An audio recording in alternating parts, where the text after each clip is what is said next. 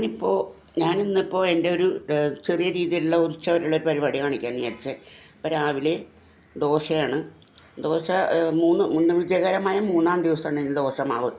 അതെന്ന് വെച്ചിട്ടുണ്ടെങ്കിൽ നമ്മൾ ഉപ്പിടാണ്ട് ആവശ്യമുള്ളത് മാത്രം എടുത്ത് ഉപ്പിട്ട് കലക്കുക. ബാക്കിയുള്ള അങ്ങനെ ഫ്രിഡ്ജിൽ വെച്ചാൽ മതി. അപ്പോൾ പുളിച്ച് പോകില്ല കേട്ടോ. അപ്പോൾ ദോശമാവ് ഇരിപ്പുണ്ട്, അത് ചുടണം. പിന്നെ ദാണ്ടേ സാമ്പാർ ഇരിപ്പുണ്ട്. അപ്പോൾ രാവിലത്തെ പരിപാടി അതായി.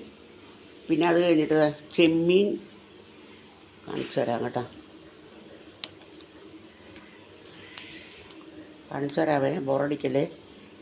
ചെമ്മീൻ കിള്ളാൻ കിടപ്പുണ്ട്. പിന്നെ അയില ഞാൻ വെട്ടിക്കഴുകി വെച്ചിട്ടുണ്ട്. വെട്ടിക്കഴുകി വെള്ളത്തിലിട്ട് വെച്ചിട്ടുണ്ട്. ഇത് കറി വെക്കുകയും ചെയ്യണം, വറക്കുകയും വേണം. അത് കൂടാണ്ട് ഞാൻ മത്തങ്ങ എരിശ്ശേരി വെക്കാനായിട്ട് പയറ് വേവിച്ച് വെച്ചിട്ടുണ്ട് കേട്ടോ. ഇതെല്ലാം ഞാൻ ഓരോന്ന് ചെറിയ ചെറിയ രീതിയിൽ കാണിക്കാം കേട്ടോ. ദോശ ചുട്ട് തുടങ്ങാം കേട്ടോ. അതിന് ഉപ്പൊക്കെ ഇട്ടിട്ടുണ്ട് ഇതിനകത്ത്. ഒരു 1-2 ദോശ ചുട്ട് കാണിക്കാം. എല്ലാവരും ചുടുന്നത് തന്നെയാണ്, എന്നാലും ഞാനൊന്ന് കാണിക്കുന്നതെന്ന് മാത്രം. ഞാൻ ചെറിയ ദോശയായിട്ടാണ് ഉണ്ടാക്കുന്നത്.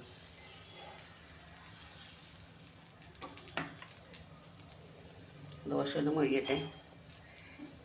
അപ്പോഴേക്കും ഞാൻ പറയുകയാണ്, എൻ്റെ വീഡിയോ കണ്ട് ഇഷ്ടപ്പെടുകയാണെന്നുണ്ടെങ്കിൽ ലൈക്ക് ചെയ്യണം, ഷെയർ ചെയ്യണം, സബ്സ്ക്രൈബ് ചെയ്യണം കേട്ടോ. മറന്നു പോകരുത് പ്ലീസ്. ഞാനത് എപ്പോഴെപ്പോഴും പറയുന്നത് എന്താണെന്ന് വിചാരിക്കില്ലേ. എനിക്ക് ആൾക്കാരായിട്ടില്ല. ഇപ്പോൾ ഞാൻ പറഞ്ഞില്ലേ 5-6 മാസമാകാൻ പോണു. എനിക്കിപ്പോൾ ഇത്ര നാളായിട്ടും 89 പേരേ ആയിട്ടുള്ളൂ. അതുകൊണ്ടാണ് ഞാൻ കിടന്നുകൊണ്ട് ഇങ്ങനെ കരഞ്ഞ് പോകുന്നത് കേട്ടോ. ഒന്നും വിചാരിക്കരുത്, കേൾക്കുമ്പോഴത്തേക്കും ഇവർക്ക് വേറൊരു പണിയില്ലെന്ന് വിചാരിക്കല്ലേ. അപ്പം എന്നെ എങ്ങനെയെങ്കിലും ഒന്ന് ഹെൽപ്പ് ചെയ്യണം കേട്ടോ. ഈ ദോശ മറച്ചിടാറാവുമ്പോൾ മറച്ചിടാം. ആയിട്ടില്ലേ ഇത്? ഒരു ദോശ ചുട്ട് കാണിക്കുന്നുള്ളൂ കേട്ടോ. എന്നുവെച്ചാൽ ഒരു ദിവസത്തെ പരിപാടിയല്ലേ കാണിക്കുന്നത്. ഇപ്പോൾ ഒരു ദോശ ചുട്ട് കാണിക്കാം. ഏകദേശം അത് മുരിയാറായിട്ടുണ്ട്. ദോശ ചുട്ട് കഴിഞ്ഞാൽ അപ്പം തന്നെ കഴിക്കണം, ചൂടോടുകൂടി തന്നെ. തണുത്തു പോയ ദോശ ഒരു മാതിരി മരം പോലെയാവും. അതാണ് ദോശയ്ക്കുള്ളൊരു കുഴപ്പം. അപ്പം എന്തായാലും ഞാനിത് നോക്കട്ടെ ആയിട്ടുണ്ടോയെന്ന്. ഇതായിട്ടുണ്ട്. അപ്പോൾ നമുക്കിത് എടുക്കാം. പിന്നെ അടുത്തതും കൂടി ഒഴിച്ചിട്ട്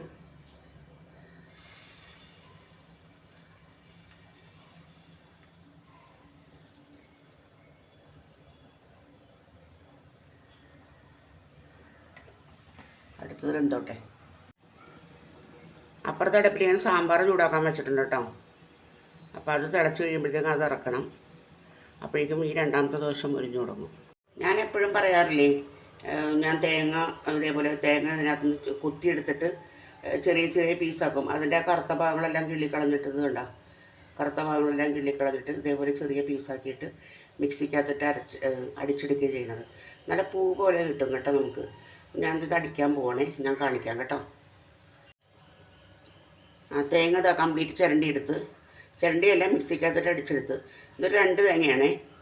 ഇനിയിപ്പോൾ ഇതിനകത്ത് ഞാൻ കുറച്ച് എനിക്ക് മത്തങ്ങ കറി വെക്കാൻ വേണ്ടി ഞാൻ എടുത്തിട്ടുണ്ട് കുറച്ച്.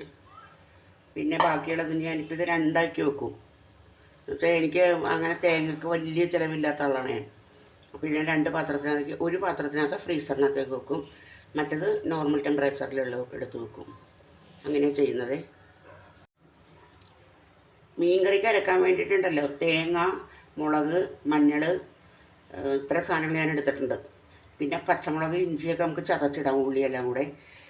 ഇതിപ്പോൾ ഞാൻ അരച്ചെടുത്തിട്ട് ബാക്കി കൂട്ടുമ്പോൾ ഞാൻ കാണിക്കാം. നമ്മുടെ അരപ്പ് കൂട്ടിയിട്ട് മീൻ കറിക്കുള്ളത് അടപ്പത്തേക്ക് വെക്കുകയാണേ. ഇവിടെ ഇരുന്ന് തിളക്കട്ടെ. പുളി ഇട്ട് കൊടുത്തിട്ടുണ്ട്. ഇത് ഒരു ചാറൊന്ന് തിളച്ച് നന്നായിട്ട് വറ്റി കഴിയുമ്പോഴത്തേക്കും നമുക്ക് കഷ്ണം ഇട്ട് കൊടുക്കാം കേട്ടോ. അപ്പോഴേക്കും ഞാൻ വേറൊരു പണി കൂടെ ഉണ്ട്. ഇന്ന് ഞായറാഴ്ചയല്ലേ, എങ്ങാനും കറണ്ട് പോയാലോ. അപ്പോൾ എനിക്ക് മത്തങ്ങ കറിക്ക് അരച്ച് വെക്കണം.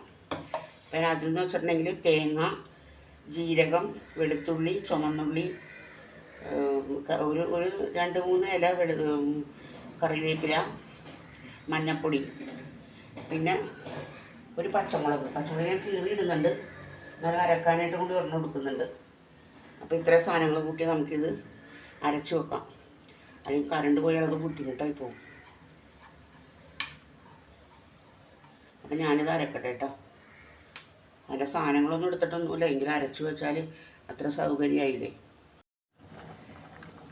ഇതാ കണ്ടോ, മീൻകറി തിളച്ച് പറ്റി. മീൻകറി നല്ലോണം എണ്ണയൊക്കെ തെളിഞ്ഞിട്ടുണ്ട്.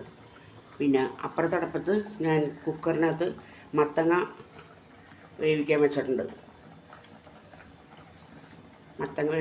അപ്പുറത്ത്. അപ്പോൾ അത് മത്തങ്ങ വെന്ത് കഴിയുമ്പോഴത്തേക്ക് നമുക്ക് പയറിട്ട് കൊടുക്കാം. പയർ ഞാൻ വേവിച്ച് വെച്ചിരിക്കുകയാണ്. തേങ്ങ അരച്ചും വെച്ചിട്ടുണ്ട്. കറണ്ട് പോയാലും ഓർത്തിട്ടായിരുന്നു. അപ്പോൾ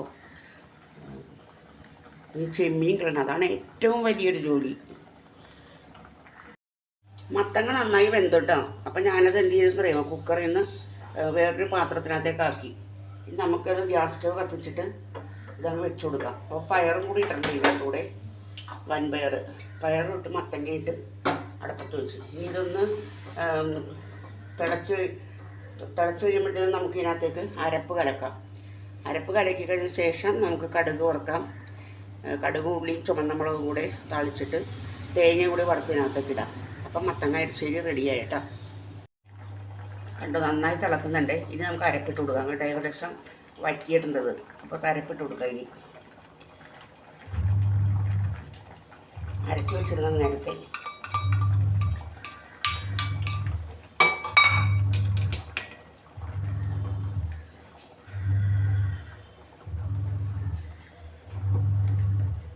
അരപ്പിട്ട് കൊടുത്ത് നന്നായിട്ടൊന്ന് ഇളക്കി. തിളക്കണ്ട കേട്ടോ.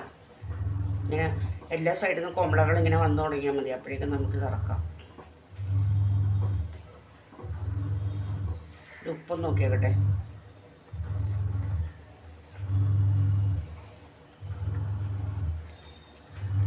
ഇച്ചിരി കൂടിപ്പോയി.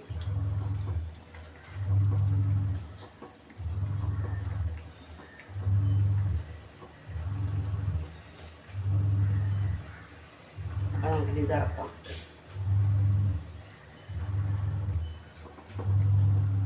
ഇത് ഇറക്കിയിട്ട് ഇതിനകത്തോട്ട് കടുകും തേങ്ങയൊക്കെ താളിച്ച് വയ്ക്കാം.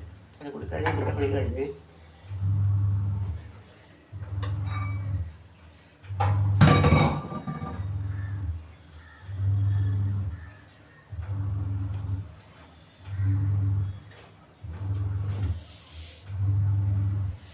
ഇതിനകത്തേക്ക് നമുക്ക് വെളിച്ചെണ്ണ ഒഴിക്കാം കേട്ടോ. നാടൻ കറിയല്ലേ, അപ്പോൾ വെളിച്ചെണ്ണയാണ് നല്ലത്. കുറച്ച് വെളിച്ചെണ്ണ ഒഴിച്ച് വെളിച്ചെണ്ണ ചൂടായി കഴിയും. വെളിച്ചെണ്ണ നന്നായിട്ടും ചൂടായിക്കോട്ടെ. ചൂടായി കഴിയുമ്പോൾ നമുക്ക് ഇതിനകത്തേക്ക് കടുക് ഇട്ട് കൊടുക്കാം.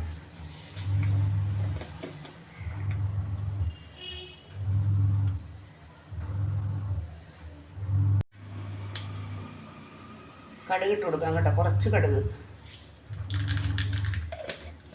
കൂട്ടി കഴിയുമ്പോഴത്തേക്കും ചുമന്നുള്ളി ഇട്ട് കൊടുക്കാം.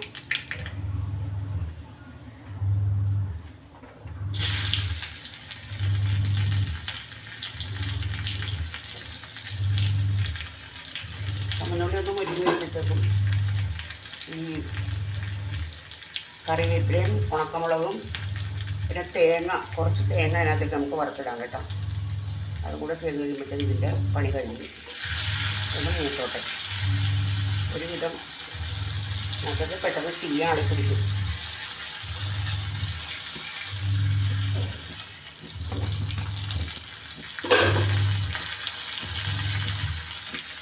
കടുക് ഇട്ട് കൊടുത്ത് ഇത് കുറച്ച് തേങ്ങ എടുക്കുള്ളൂ കേട്ടോ.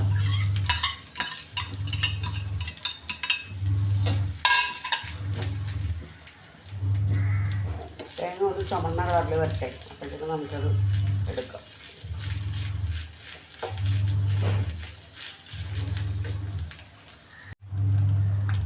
തീ ഓഫ് ചെയ്തേ. നമുക്കിതെടുത്തിട്ട് ഇതിനകത്തേക്ക് ഒഴിക്കാം.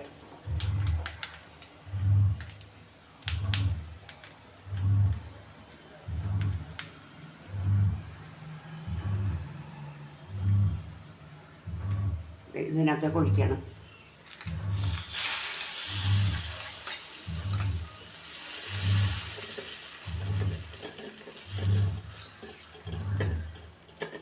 നമ്മളുടെ മത്തങ്ങ പയർ എരിശ്ശേരി റെഡിയായി. അപ്പം അതിൻ്റെ പണി കഴിഞ്ഞ്. പിന്നെ ഞാൻ എന്താ ചെമ്മീൻ കിള്ളിക്കൊണ്ടിരിക്കുകയാണേ. ഇത്രയും പോലും കിള്ളിയെടുത്ത് കാണുന്നുണ്ടോ? കാണല്ലേ? അയ്യോടാ, ഞാൻ പിന്നെ കാണിക്കാം കേട്ടോ. എന്നാൽ ചെമ്മീൻ കംപ്ലീറ്റ് കിള്ളിയെടുത്ത് ഇതാ ഇത്രയും ചെമ്മീനുണ്ട്. ഇത് ഞാൻ എടുക്കൂല, ഞാൻ വെള്ളം ഒഴിച്ച് ഇതേപോലെ തന്നെ എടുത്ത് ഫ്രീസറിനകത്തേക്ക് വെക്കും. കുറച്ച് ചെമ്മീൻ ഇവിടെ ഇരിപ്പുണ്ട്. അപ്പോൾ അതെടുത്തിട്ട് അച്ചിങ്ങയും പച്ചക്കായും ചെമ്മീനും കൂടി മെഴുക്ക് വരട്ടി ഉണ്ടാക്കാമെന്ന് വിചാരിച്ച്. ഇനി നമുക്ക് തീ പിടിപ്പിച്ചിട്ട് നമ്മുടെ അച്ചിങ്ങയും പച്ചക്കായും ചെമ്മീനും കൂടി മെഴുക്ക് വരട്ടി എന്ന് പറഞ്ഞില്ലേ, അത് വെക്കാം കേട്ടോ അടപ്പത്ത്. അപ്പോൾ അത് എൻ്റെ എല്ലാം കൂടെ റെഡിയാക്കി അടപ്പത്ത് വെക്കുന്നുണ്ട്. ഞാൻ അവിടെ ഇരുന്ന് വേവാനിട്ട് നമുക്ക് കുറച്ച് പച്ച വെളിച്ചെണ്ണ ഒഴിച്ചിറക്കാം. അതായിരിക്കും ഒന്നുകൂടെ നല്ലത്. ഇനി എനിക്ക് വേറെ കുറച്ച് പണിയുണ്ട്, ഞാൻ കാണിച്ചു തരാം എങ്ങനെയാണെന്നുള്ളത്. എൻ്റെ വീഡിയോ കണ്ടിട്ട് ഇഷ്ടപ്പെടുകയാണെന്നുണ്ടെങ്കിൽ നിങ്ങളൊന്ന് സബ്സ്ക്രൈബ് ചെയ്യണം, ലൈക്ക് ചെയ്യണം, കമൻറ്റ് ചെയ്യണം കേട്ടോ.